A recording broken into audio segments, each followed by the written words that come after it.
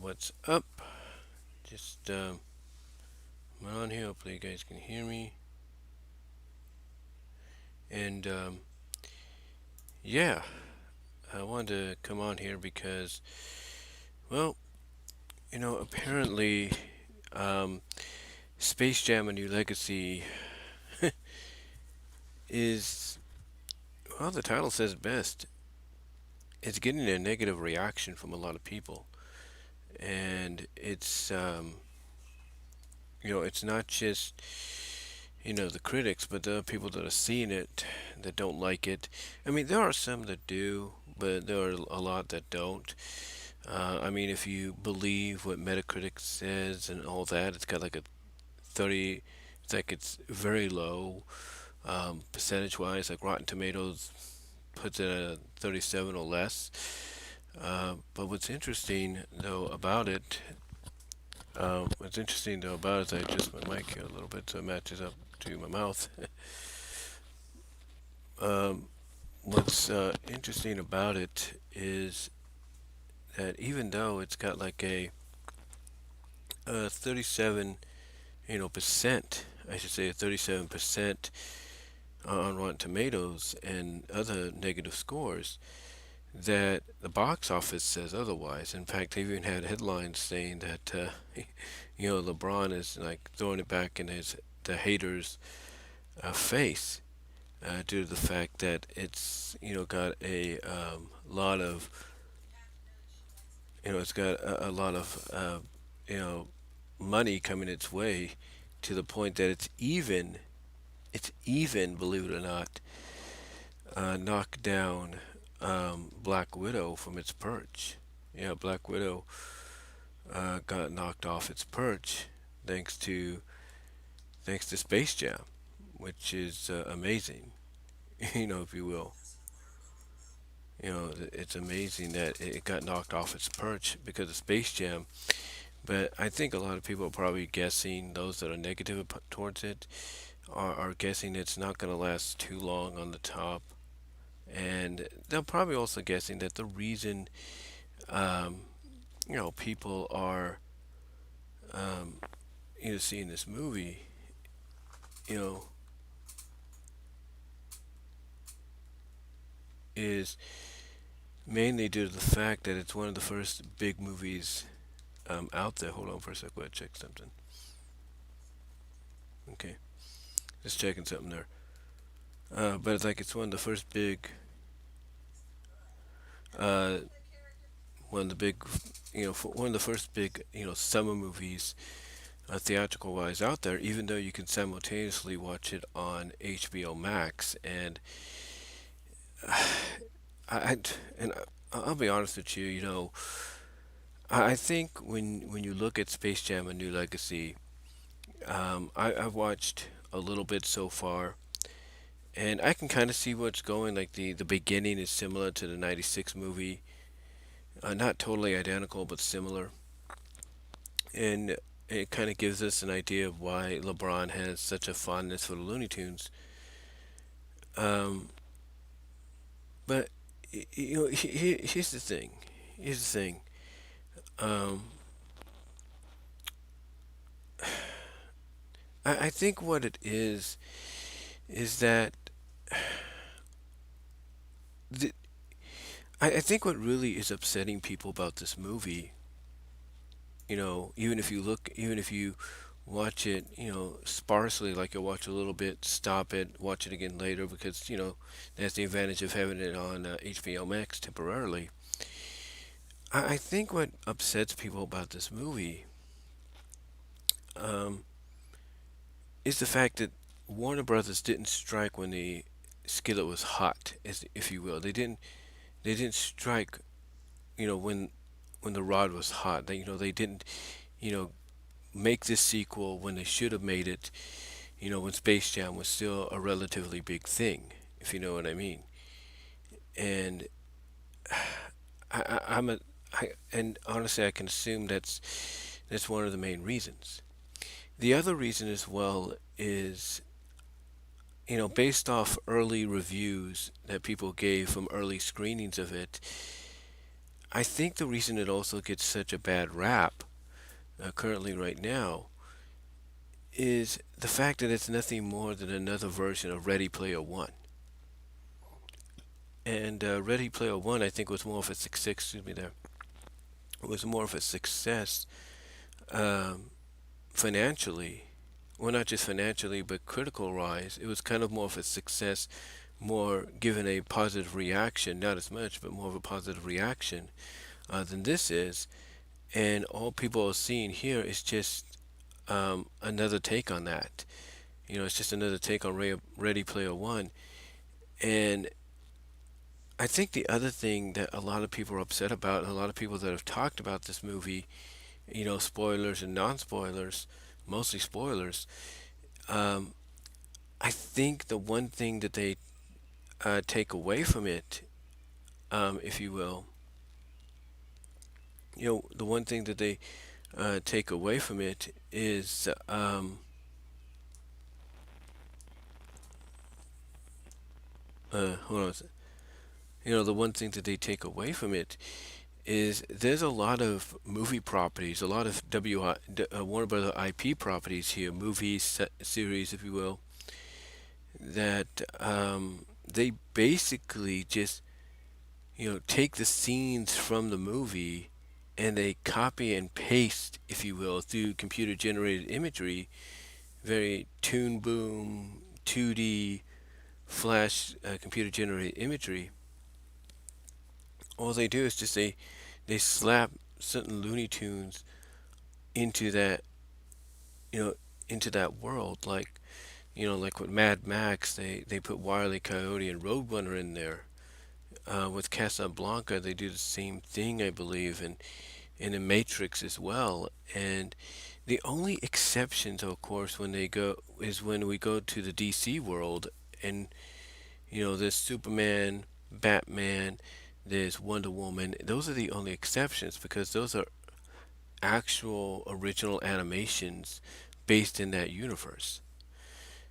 But I think honestly, that's why some people have a problem with Space Jam: A New Legacy. It's the fact that they look at something that, despite its story element, if you will, its story plot element, which is one we've seen all the time, mainly in a lot of stories, no matter what setting you put it in. I think what upsets them the most is, you know, well, at least one of them anyway, is Warner Brothers had such an opportunity on their hands to basically do something original. Like if you want to incorporate these IPs, that's great, but don't copy and paste the Looney Tunes into these IPs. Create something original that pays homage to them, or at least seems like it's, you know, out of that world, but it's totally new. But they didn't do that. You know, they didn't do that. Instead, they just decided, you know, hey, we're going to just copy and paste these characters in there, and the only originality we're going to do is with Lola and Daffy, and you know, and that's it. And even Austin Powers, they did the same thing. They copy and pasted Elmer Fudd being Mini Me into Austin Powers, and it's like, you know, I can understand that, you know, you have such an opportunity to be more creative with the originality of this sequel, thus making it, as the title suggests, a new legacy of Space Jam, and you don't take advantage of that. You don't take advantage of that, and I think that's one of the things that upset them. The other thing as well, like I said, is I think it's the story. The story is something we have seen numerous times over and over again, no matter what movie genre or setting it gets put into. We've seen it time and time again. It's a parent not understanding their child, a parent wanting their child to follow in the footsteps, but the child wants to go and off and do their own thing. And in this case, LeBron wants his son to be good, you know, because his son's good at basketball a little bit, or is always beating him at basketball, or whatever the case may be. LeBron wants his son in basketball because he's good, but his son, despite being good at basketball, wants to be a video game developer. He wants to make games. Like, it's shown here. He can make it. He made his own, simulation video game like basketball game, if you will, simulated basketball game, if you will. He did that, but yet LeBron wants him, to follow in his footsteps and be a basketball player because he's good at basketball. He sees that potential, but the child wants to do his own thing. It's basically that kind of story that, like I said, we've seen time and time again. The only difference is now you have the inclusion of the Looney Tunes. I think that's the only thing is you have the inclusion of the Looney Tunes, um, in the mix. That's about it. You have the inclusion of them in the mix, and I think. Hold on for a sec. And I think that's the only thing. That's the only thing that's different. You have the inclusion of the Looney Tunes wanting to help LeBron get his son back, but also the Looney Tunes in a sense being the voice of reason to LeBron, like, hey, no wonder your kid doesn't want anything to do with you right now because the way you're acting towards us, telling us we need to be this way, is the same way you're acting towards your kid. You're not letting him be him. You want him to be you. So again, that's the only thing that's different is they're there to, not only kind of, you know, that basically they're there not just to, I guess, enhance the story, if you will, but also but they're also there basically to be the voice of reason. And again, we've seen this kind of situation before in stories before where a certain character is only put into an equation to be the voice of reason for the mother or the father to see that, hey, their kid, you know, wants to do their own thing. They want to go off and be what they feel they'll be more successful at. And, that's about, and again, that's the only difference about this very, you know, cut and dry, very tropey story that we've seen time and time again. That the only difference is, like I said, we have the Looney Tunes involved, and that's it. And then I think it's also the fact that for those that saw the early screenings for this film, I think the other thing that really just got under their skin a little bit is the ending, and I think that's why they scored it low, because the ending, a little bit of spoilers here, because pretty much everybody else has spoiled it. Bugs dies. Yeah, Bugs basically um, basically Bugs dies in this film. He sacrifices himself by trying to perform a move that's a glitch in the game that I think the son was trying to fix and work on and fix. In the original game, in which the basketball game that involved him is based on, um, Bugs gets caught in that glitch, and after this move, because of its glitch, is performed, basically Bugs dies. He disappears because he's been glitchified, if you will. Now that would have been something. That would have been something to where, okay, he's dead. Maybe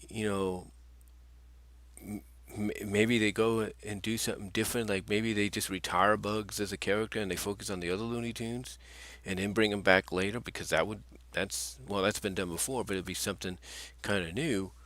But no, I think what really pissed them off is the fact that they knew that Bugs wasn't really going to die.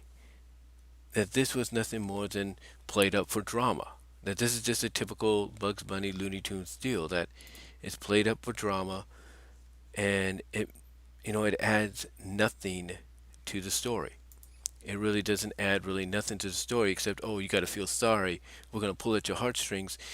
And everybody knew he wasn't going to die. They knew Warner Brothers wouldn't kill off the character. Because if there's anything any studios have learned from any movies that have tried this in the past, based on other properties, or at least versions of those properties, or movie continuations of those properties, is you cannot kill off your main character. You cannot kill off, um, your iconic, face of your brand. You can't do that because if you do, it's going to be you're going to get a ton of backlash, not just from fans themselves, but you're going to get tons of backlash from critics. Like, why would you kill off this character and not tell anybody about it? And again, I think that's why this also pissed a lot of critics off, was the fact that they knew he wasn't going to die, and you just put the scene in at the end for dramatic effect because, oh, that's just a typical Bugs thing to do, and then what, moments later he comes back and he's like, yeah, that wasn't, oh, that was no big deal, I was fine anyway. It's like, it's like, really, you're gonna do that? You're gonna pull that kind of crap, if you will? And again, I think that's what really pissed them off. It's stuff like that. Numerous stuff, like I said. One, the story is something we've seen before. The only difference and added element was the Looney Tunes, being there to help LeBron get his son back, as well as be the voice of reason for him to wake him up and realize, hey, this is why your child doesn't want to have anything to do with you anymore, because you're not letting him be what he wants to be. You want him to be you, just like you're doing to us. So that was one thing. Secondly, the fact that you took iconic scenes or memorable scenes from movies like The Matrix, Austin Powers, the recent Mad Max, and all you did was CGI, Flash 2D, Toon Boom CGI characters like Wily, Roadrunner, Granny, Speedy, um, uh, Elmer Fudd, if you will. All you did was copy and paste them into these scenes, or CGI 2D Toon Boom flash them into these scenes. That was one thing. Oh, that was the third thing, or second thing, I should say. The third thing, basically, again, was the whole thing about Bugs. The whole thing with Bugs that, oh, he's going to die and all that. No, he's not going to die. We know that. This is typical dramatic Bugs fashion, and we see that proven later on, just moments later. Again, I think those three elements, along with many others, is three of the main reasons that people crapped on this. Not just critics, but other people, regular consumers, moviegoers, subscribers to HBO Max. This is why they crapped on it. Because basically the fact that, you know, you're using all these tropes that we've seen before. That out of the three things I've mentioned, you know, you're using a trope that's been used constant times over and over again, no matter what the movie genre or setting. And then third, with the other one I talked about in the middle, but third, you have basically a fake death scene with Bugs that we've seen many times before if you grew up with the Looney Tunes. You know they're not going to kill him off. And again, I think that's what really pissed people off about this. And and on top of that, again, on top of those three things that pissed them off and made them negative towards this movie, again, if you want to add a fourth to that or two more to that, the fourth being that they didn't make a sequel is, they look at this movie, this sequel, this successor to the original, and a lot of people point out that, yeah, you did this for the 25th anniversary, but you could have done this 2 or 3 years afterwards, when the time was right, when it was still a hot property. You could have struck when it was time. And if that's the fourth thing that pisses them off. And the fifth and final thing, if you want to look at like a top five, if you will, is the fact that, again, they look at this as nothing more than a Looney Tune version of Ready Player One, with just a bunch of, was nothing more than a huge, near 2 hour advertisement, mostly in the second half, but mostly a 2 hour advertisement for the Warner Brother IPs, or associated IPs, or partners. That's all it is. That's all it is. I mean, you know, it's an advertisement for Harry Potter, for the Hanna-Barbera characters, for King Kong, for Iron Giant, for the Batman stuff. It's just nothing more than a big conglomerate. That's all it is. Nothing more than a big advertising conglomerate for Space Jam and or for the WB. That's all it is to them. It's nothing more than, like I said, a Looney Tunes version of Ready Player One. And those five things that I just talked about, are five of the main reasons, in my opinion, why people hate don't like this movie so far. One, because we've seen this story before between a parent and a kid. Two, you took memorable scenes from movies and just copied and pasted or drew or CGI'd in Looney Tune characters to be part of it, and you didn't have to do that.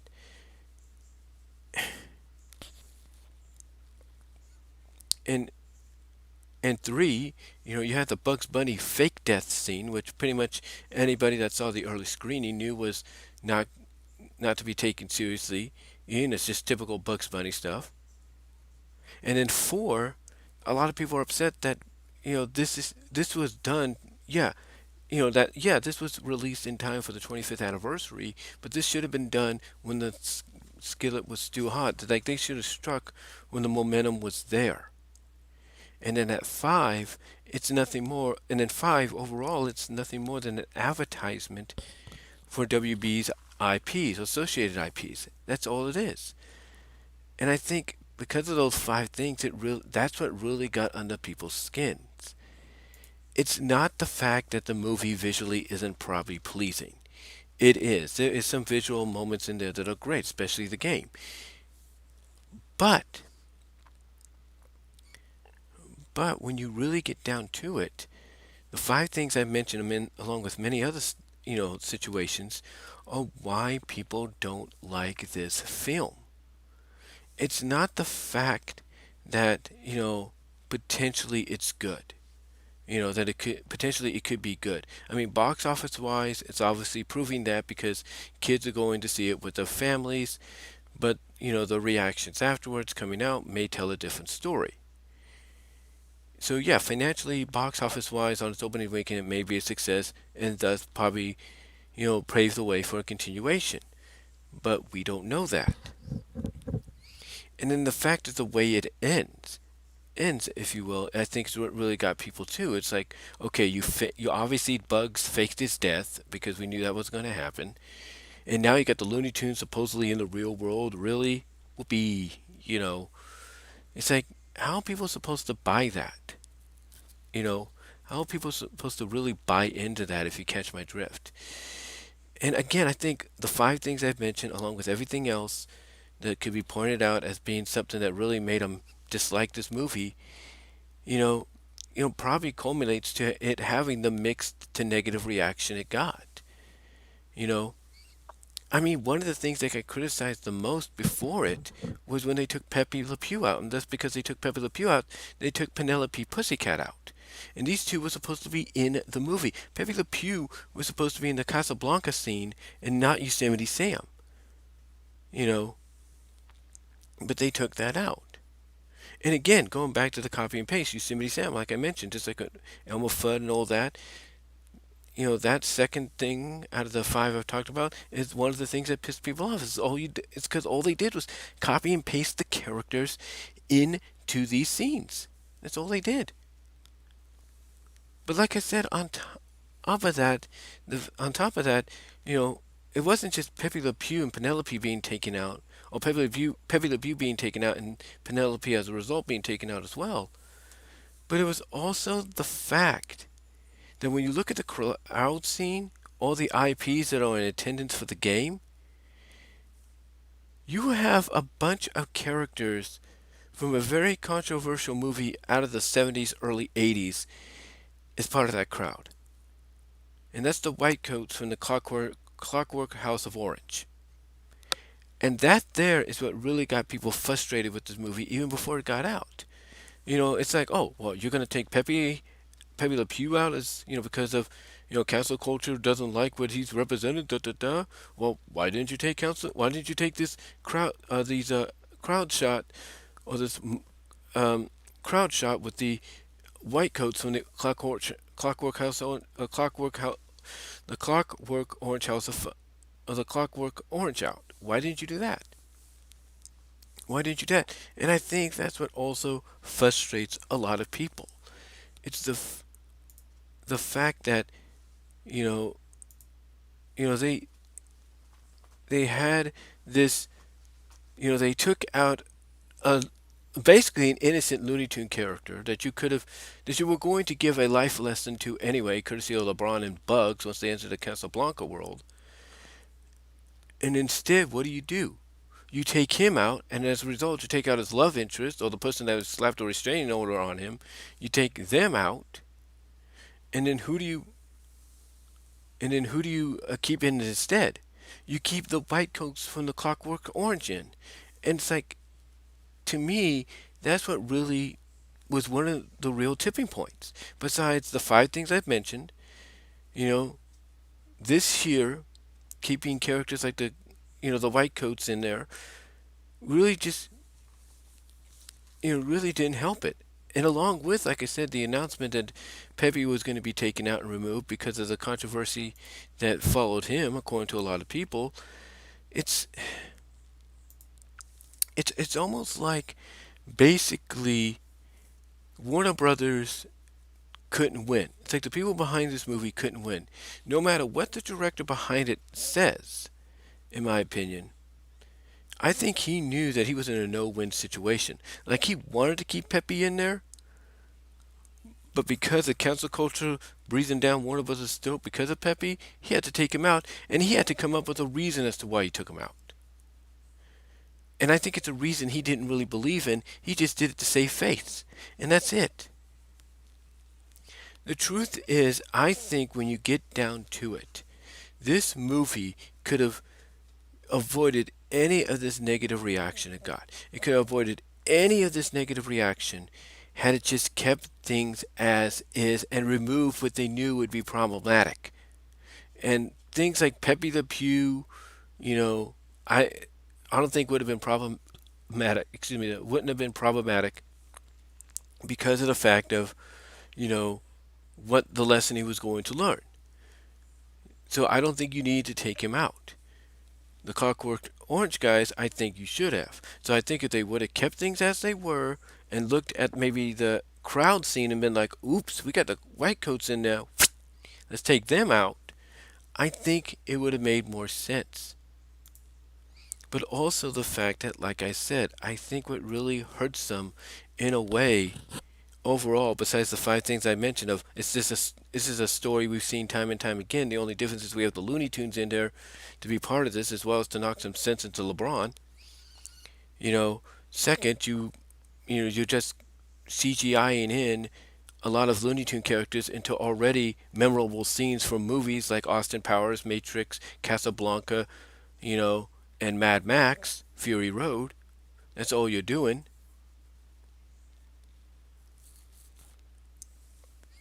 You know, and third, the Bugs Bunny fake out scene or fake out death scene. Those are the top three in my opinion. But when you take a look at, let's say, the other top five of the top of those three, that four, it's nothing more than that four. That basically it's 25 years too late, or at least, in my opinion, 20 years too late. They could have done this 5 years or 4 years afterwards. They could have done this when still struck when it was hot. And then five, if you will, is the fact that a lot of people look at this as nothing more than a Looney Tunes version of Ready Player One, and that it's nothing more than an advertisement for Warner Brother IPs or related or partnered IPs. That's it. It's nothing more than that. And then you take those five situations, if you will, that I just mentioned, and you put on top of that, the fact that Pepe Le Pew, a lot of the things, a lot of the decisions that got made before that, like Pepe Le Pew being taken out of the movie, despite him getting ready to learn, despite he was going to learn a lesson about respecting people's space, if you will, and thus you ended up taking Penelope out as a result. And the other thing on top of that is you kept the white coats in there, it's as well as Pennywise. It's like, what I wouldn't be. I could. I mean, honestly, I, I do not. I do. Hold on for a sec.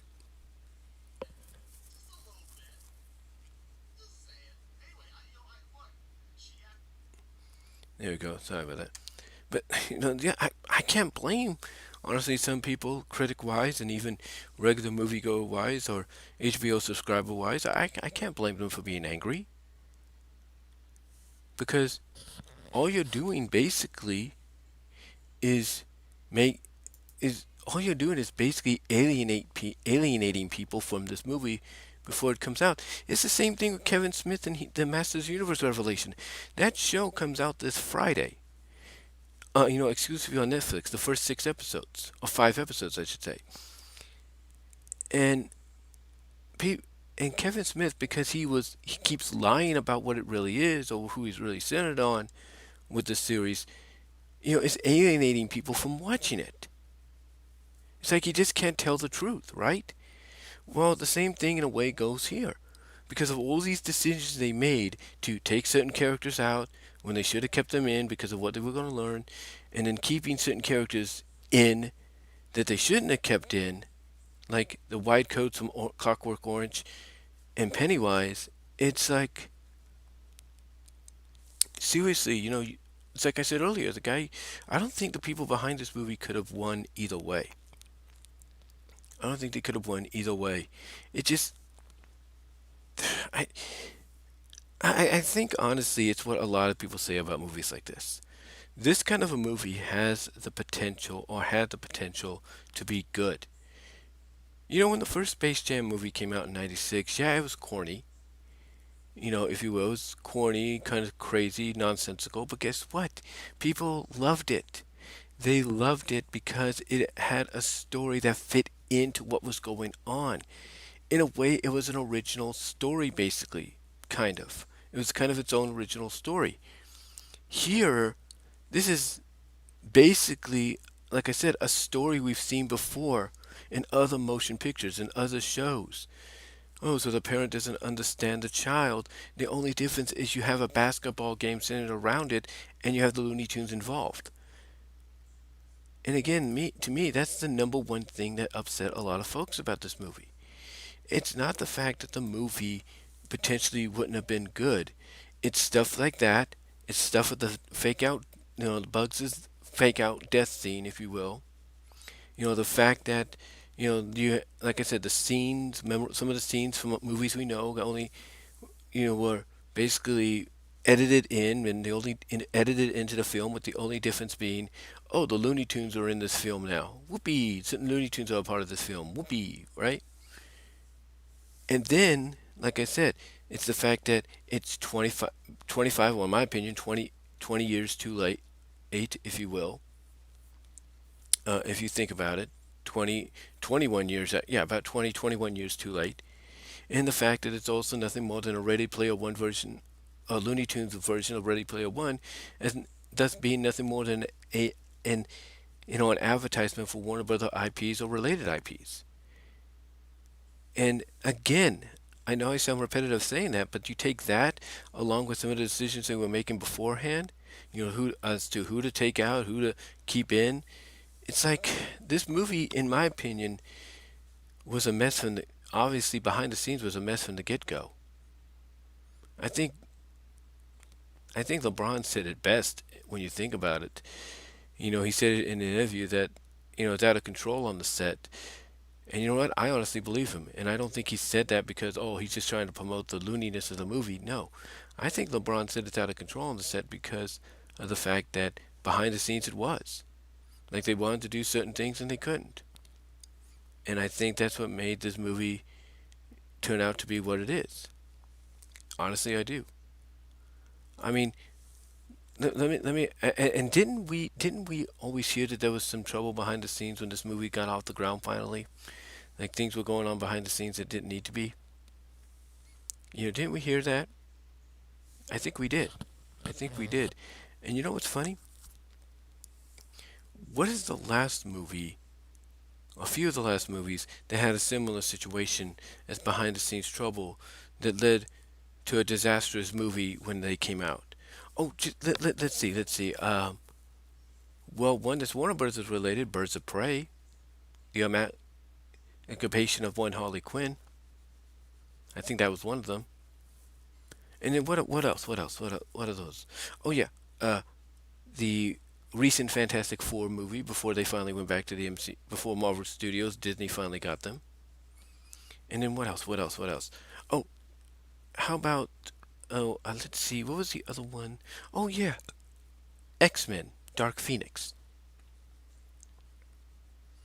Need I say more? Need I say more about that?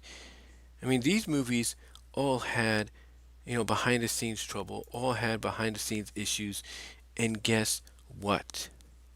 When they came out, they may have made some good money at the box office, but the critics and the moviegoers, after they saw them, tore these movies to shreds.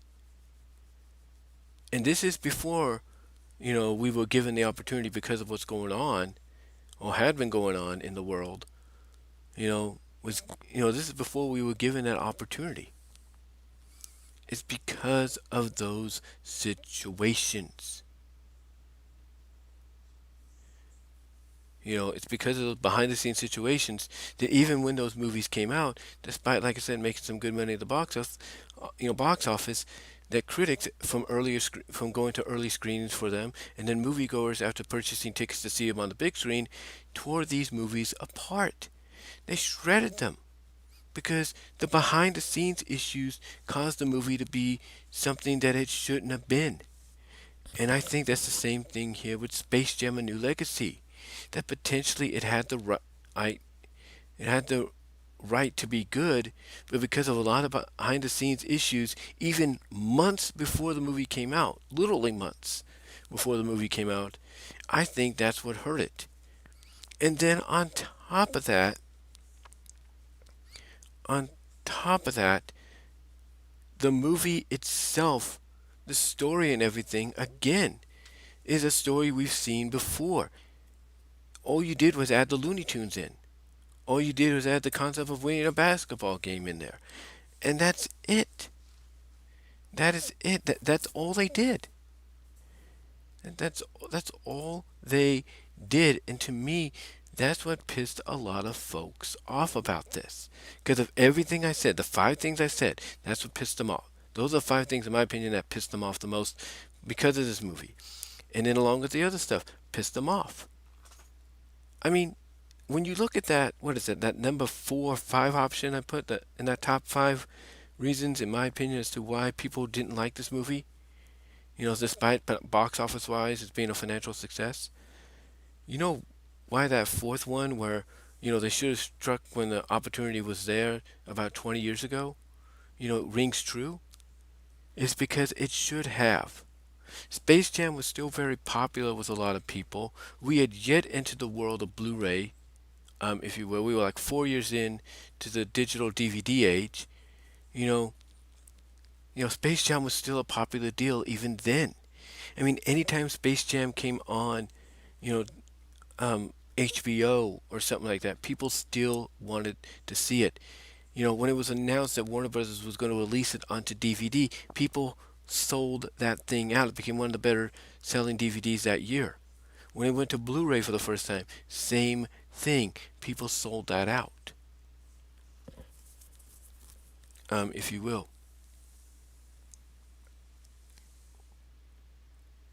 You know, hold on for a sec.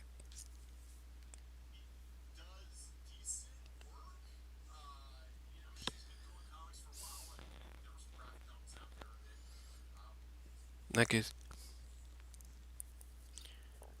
like I said, even when they released it on Blu-ray, when Blu-ray started to take hold, it people sold that out. And heck, even when the 4K came out, it sold well, I think. So, but going back to 20 years ago, they had the opportunity to do this.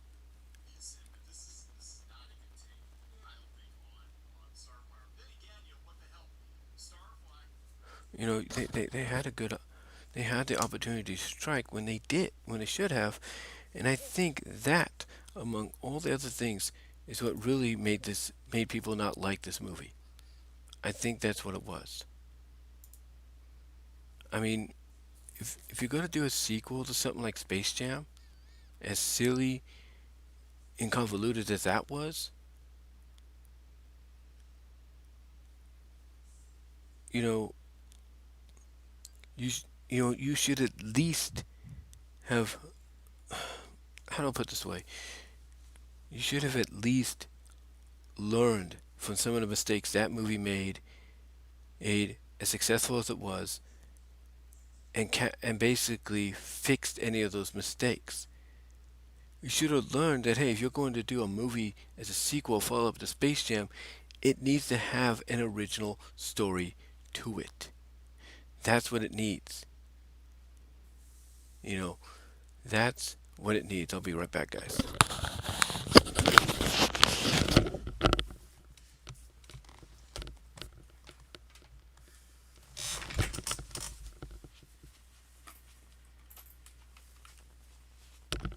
Be right back.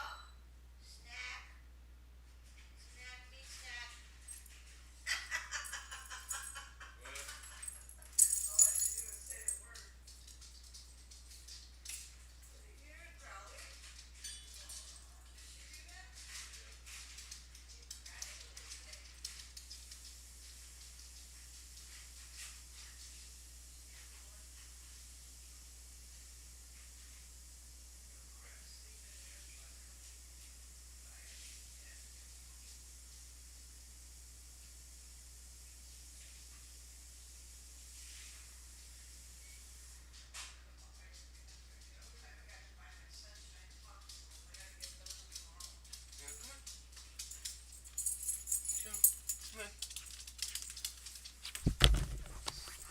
on, come on, in here. Get on the bed.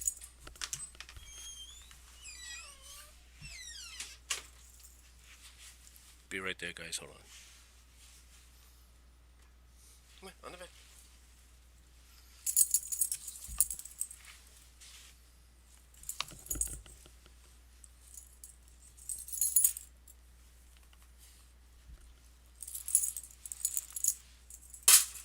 Come on the bed.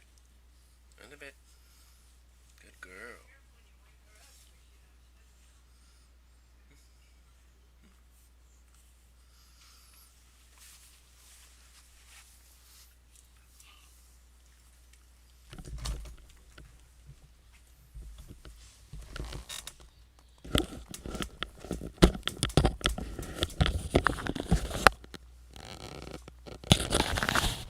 Be right.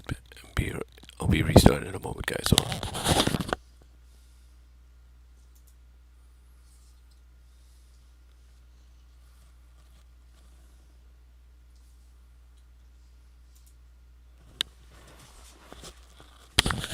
Hang on, guys. I'll be starting in a moment.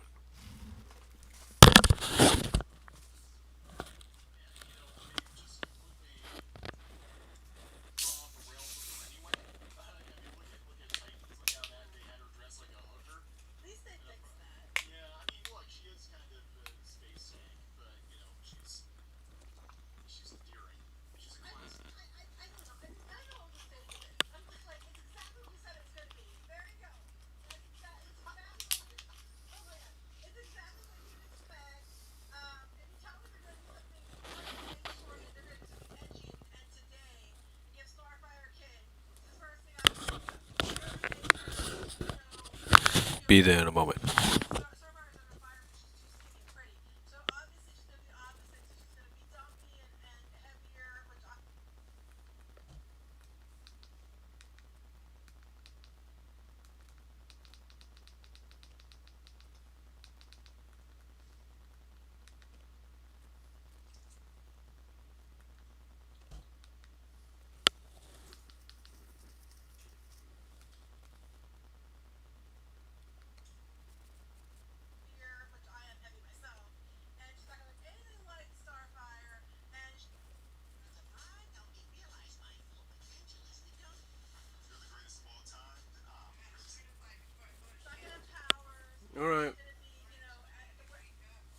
Yeah.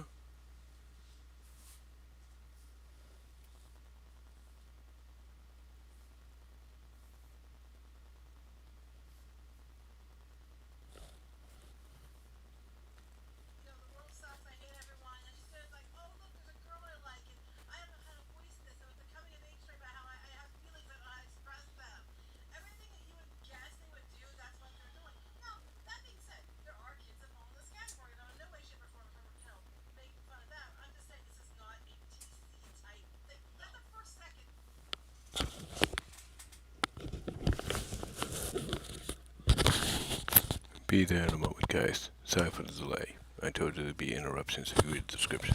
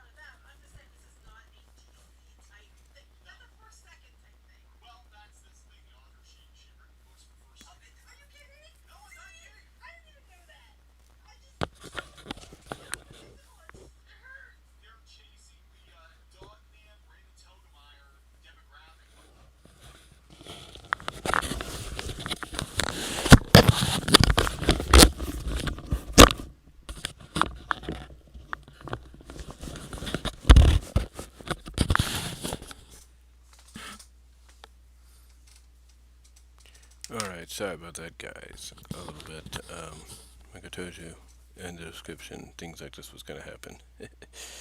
um, but anyway, like I said, everything I just said before that little break there, um, it's pretty much true. It's pretty much true that, you know, basically this movie had a chance to be good. I think it had a chance to be, really good. And they just, I think it was just WB Melody. I think it was WB meddling, if you will, that hurt it. And again, out of all the things that I mentioned, like I said, I think what really gets to people is the fact that you had the opportunity to strike when the skillet was still hot 20 years ago. You had that opportunity and you didn't take it. And I think that's one thing that upsets them. Two, again, like I said, the number one reason I think that people don't like it is they've seen this story before. The only added element to the story of a parent not understanding the child is the Looney Tunes, and that's it. The other thing being, those that saw the early screening and all that, word spread that, oh, Bugs dies in this, but he doesn't die. It's a fake out thing. It's what Bugs does most of the times. That's the other thing that I think upset people. And everything else, from the Looney Tunes. It's just a bunch of this stuff. And I think that if things would have gone smoother, if WB wouldn't have meddled, if you will, in this movie, they wouldn't have meddled in this movie when they did, that this movie would have been probably a lot better. You know, you you probably would have seen a lot more creativity, if you will. You probably would have seen it. You probably would have seen the creativity and originality that was needed.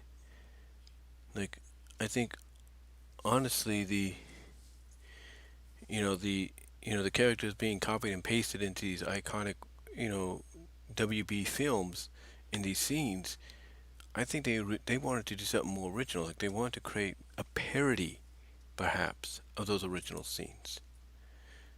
From those movies, but they couldn't because WB is like, no, no, no, you got to add this in there. It's just all this really was. All this really was to a lot of people was just WB trying to say, "Hey, look at us. We're just as we got just as many characters as Disney or Universal or whoever. We're just as you know we're just as cool and everything." And I think that's what it was.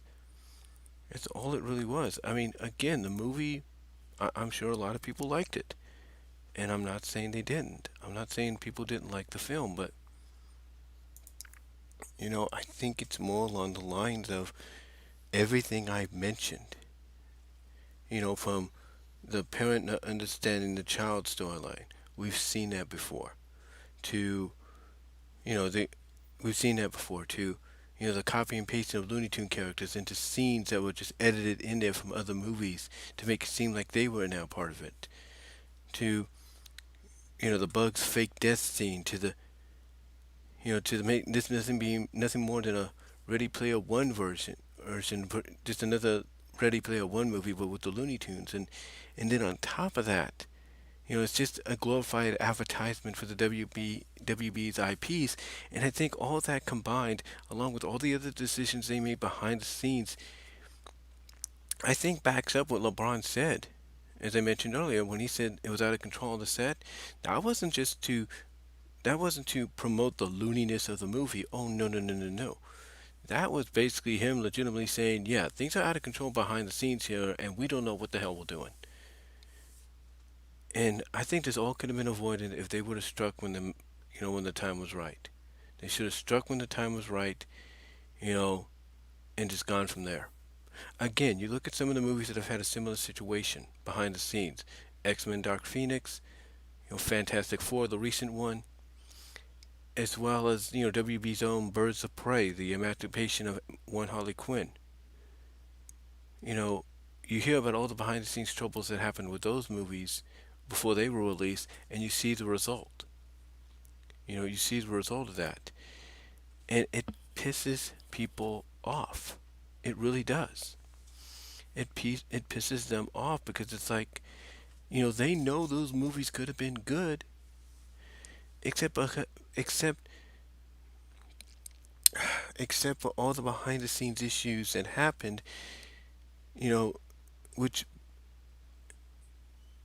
you know, issues that happened is the reason those movies went downhill.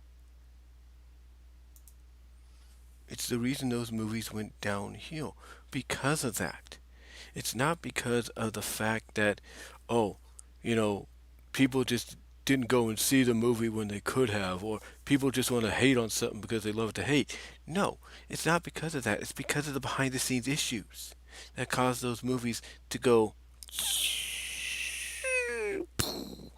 down the crapper. That's what happened. And those studios, Warner Brothers included, know that. Again, yes, those movies, just like with Space Jam right now, are making box office numbers that are great, and that probably warrant a sequel potentially or a continuation somehow. But you know, when you look beyond that, that only is going to be around for so long. Like, who's to say next week the box office won't drop off? Afterwards. I mean, we saw what happened with Batman v Superman when that came out. Yeah, the box office was through the roof opening weekend, but then the following week, down the toilet, and it crashed. Yeah, the box office numbers were enough for it to get its sequel that it was promised to get, which was Justice League, as well as get an Ultimate Edition, which showed us a little bit more of what was originally supposed to be. But in the end, all all because it's behind the scenes issues as well as I think, didn't help it, and it just plummeted. Justice League had great opening numbers when it came out, and it plummeted afterwards. And it's all because this wasn't, the way people were hoping those movies would turn out to be. It wasn't. And all because of the behind the scenes meddling by WB. And the same thing here at Space Jam. Space Jam, basically, A New Legacy had the potential to be good, but WB had to meddle. They had to say, do it this way, do it that way, make sure the story is about this. It's, and I think that's what hurt it. Now, maybe the story wasn't necessarily their, idea, but the fact that they used a trope we had seen countless times before, ladies and gentlemen, just Again, parent not understanding the kid, and the only added ingredient to it or element to it is the Looney Tunes in a basketball game. It, it just it's just too much meddling is what it is. And I think in the end, with Warner Brothers, with studios like Warner Brothers, Disney, Universal, MGM, Lionsgate, it don't matter who. All they really care about in the end is money. That's all they care about. As long as the movie has a great box office opening weekend, then guess what? That's all they care about. Because that'll justify them wanting to make another sequel. That's it.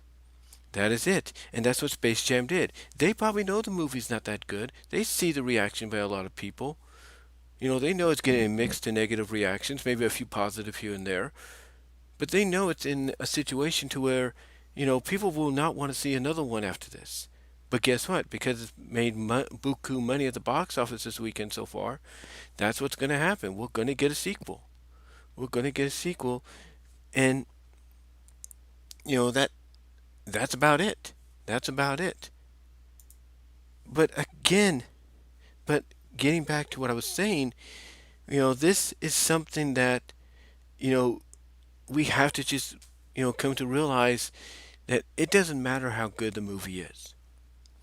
It doesn't matter how good it is. Doesn't matter how bad it is. Doesn't matter how good the story is or how crappy the story is. How convoluted it is. How how meddling studios were with it. That at the end of the day, as long as they get their money from the box office, that's all that matters to justify making more. And that's it. That is it. You know, why do you think, in a sense,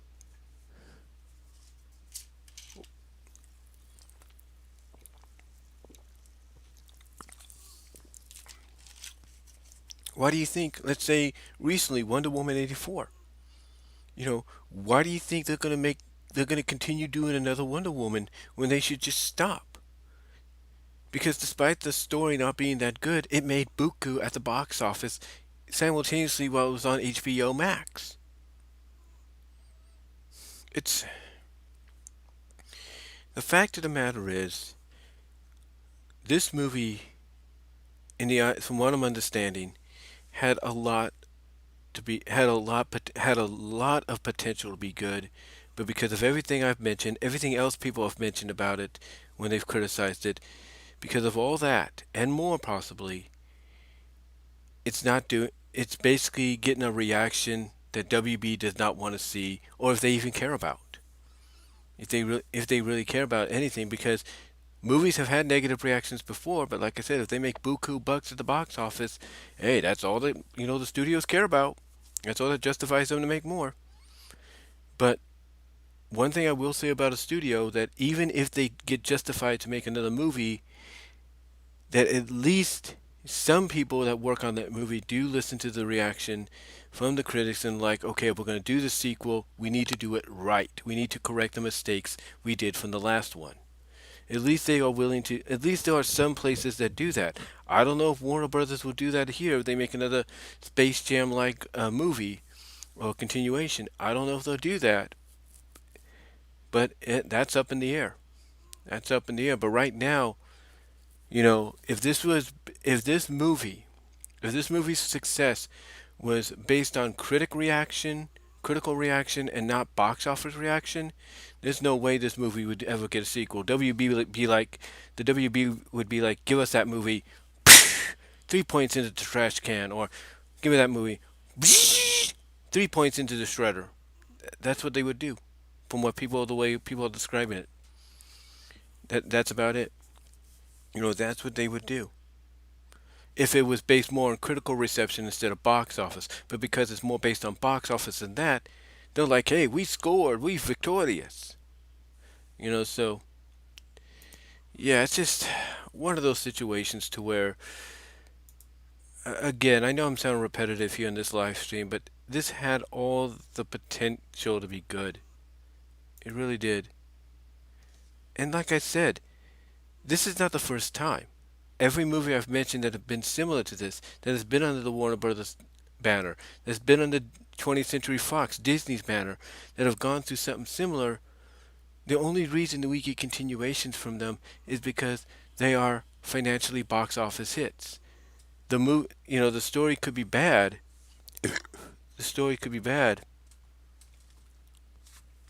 but in the end, as long as that movie makes money at the box office, you know, that's all that matters. That's all that matters to the studio. It can be bad all you want it to be. It could be bad. It could be as bad as you see or not want it to be, but it could be as bad as you see it is. But as long as that box office number says otherwise, that's all that matters. That's all that matters. And my advice is this. My advice is this. If you want to check this movie out, here's what you do. You go to those clips or the scenes that have been advertised where they're going to all these different worlds to recruit the Looney Tunes. Check those scenes out. Watch those scenes, and then skip forward to the game. Maybe you can do the training. If you want to watch the training montage, that's fine, whatever. But go to those scenes where they go to the different worlds, because that's what they're selling the movie on, because obviously they know that's the only thing that's going to interest people. Go to those scenes, watch those scenes, and go to the game, watch the game, fast forward to any bad parts of that game, if you will, that you feel are cringeworthy or unnecessary, and then there you go.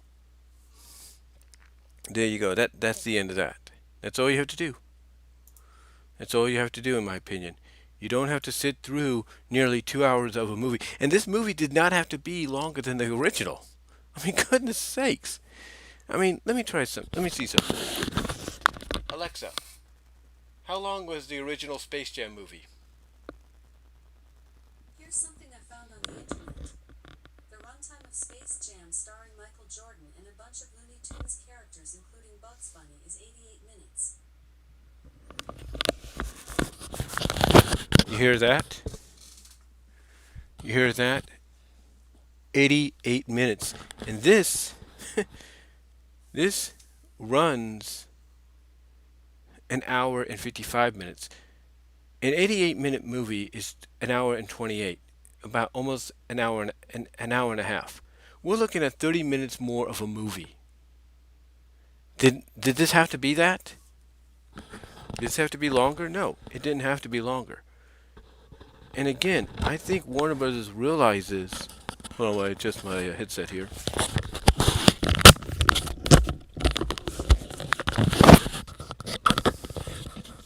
Hold on for a sec.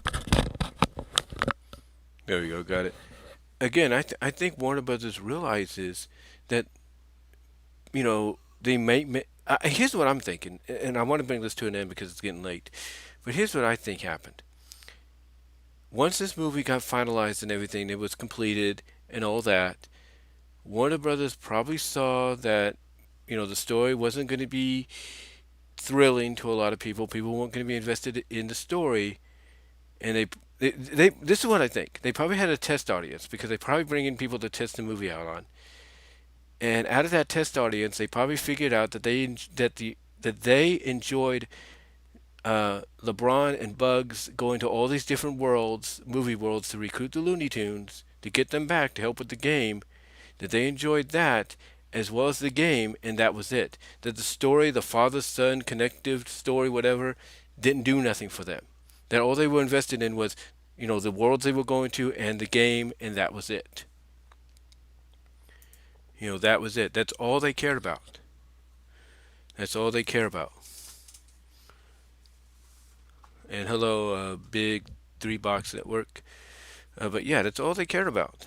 It's to me, that's why I think when they were advertising this movie, that they spent more time with the theatrical trailer, the teaser trailer, and all that, focusing on them going to these worlds, interacting with the tunes, the game itself. I think that's all they cared about. I think that's what they only cared about. Oh, that being the test audience, and that's why the trailer was sold mostly on that. That's why the clips that they would show on the internet through Facebook, Twitter, and YouTube, was shown more so than any other clip from the movie. Because people were more, because the test audience they had were more invested in that. I mean, let me ask you guys a question. What would you be more invested in? What would you have been more sold on wanting to see? A movie with a movie with a story we've seen countless times, mostly in Hallmark Channel movies, of a parent not understanding a kid, with the only added element being the Looney Tunes knocking sense into the parent's head?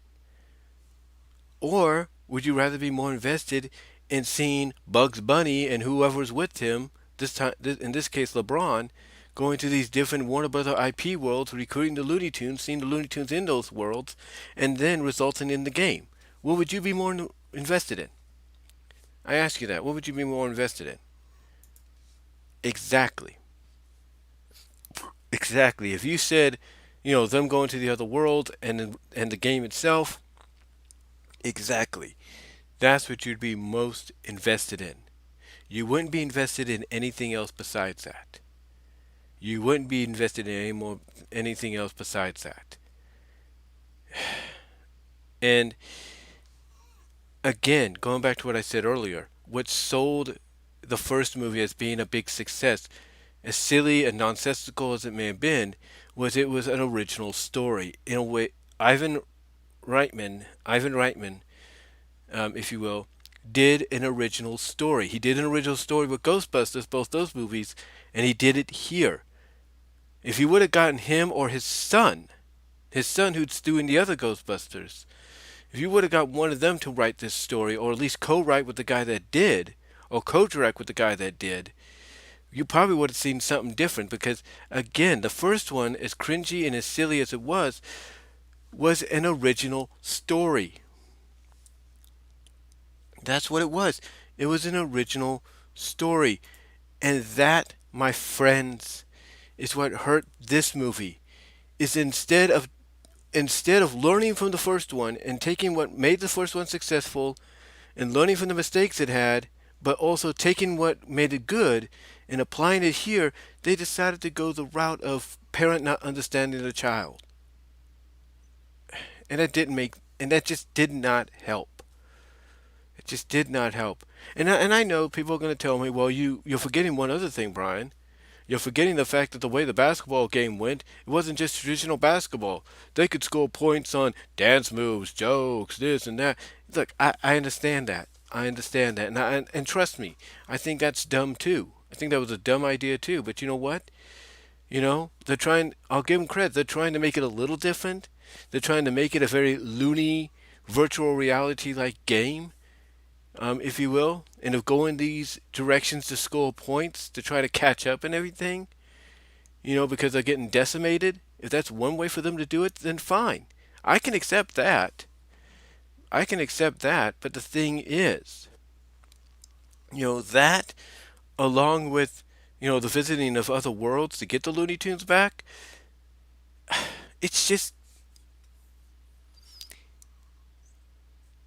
it's just, it's just the rest, it's just, that along with going to the other worlds to get the other Looney Tunes back, it's just, those are the only things that made this movie interesting for anybody. And everything else was like, we could see this story on Hallmark for all we care. And that's it. That's it. That's all. That's what it is in the end, guys. That's what it is. But yeah, here's what I'm gonna do. Here's what I'm gonna do, guys, and I'll show you this right now. Here's what I'm gonna do. All right, I'll show you this right now. Okay, if it pops up. Here's what I'm gonna do. See this? That's my television. I took a picture of that. That's HBO Max. And if you look right here, I don't know if you can really see it. I have it checked off to be on my list, even though the movie streams till August 15th because it's a month-long stream, which is part of the deal.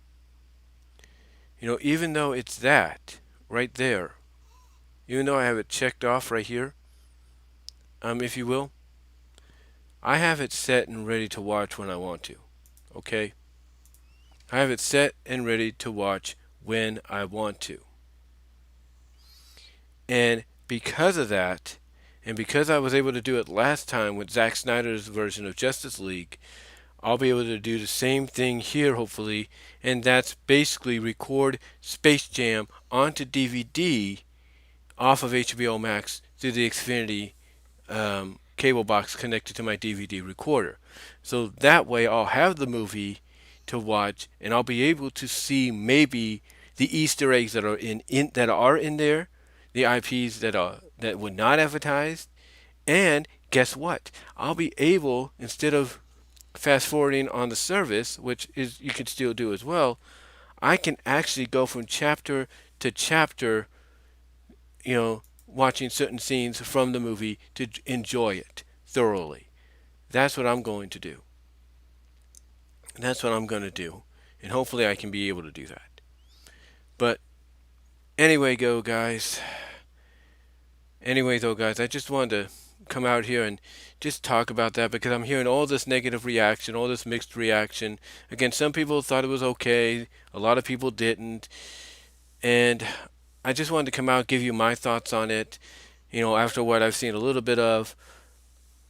And all I could say is if we are going to get a sequel, that if they're going to bring the same guy back that directed and wrote, if they're going to bring the same people back that wrote and directed this one, then hopefully they bring people along with them that can help them out. Like maybe the Reitman family. Bring them in, and maybe the Reitman family can be like, yeah, that's a good idea, but it'd be best if you go this way. Because you know what? At least they gave us a somewhat original, at least Ivan with the first one, gave us a somewhat original story. So we'll see what happens. We shall see what happens. But let me know what your guys' thoughts are. How do you feel about Looney Tunes, Space Jam: A New Legacy? How do you feel about some of the 5 things I look at it? I look at what really hurt. You know, the 5 things that I look at being the fact that you got the fake bug death, you have, it being 20 years too late when they could have done it, 4 or 5 years after. You have the Looney Tunes being pasted into the freaking movie scenes, edited into the film. That is nothing more than an IP deal. And then on top of that, it's that traditional, it's a freaking trope we've seen many times before, mostly in other movies, of a parent not understanding the kid. How do you feel about those 5 things, in my opinion, kind of hindering the movie or helping to hinder the movie from being what it could have been, along with the meddling from WB, as well as, the decisions to take out certain characters but keep certain characters in? What are your thoughts overall? Comment down below. Let me know how you all feel about it. Thank you for joining me in the live chat. Like the video, guys, if you will. And I will talk to you all later. But again, let me know what your thoughts are. I'd love to hear how you feel about this. And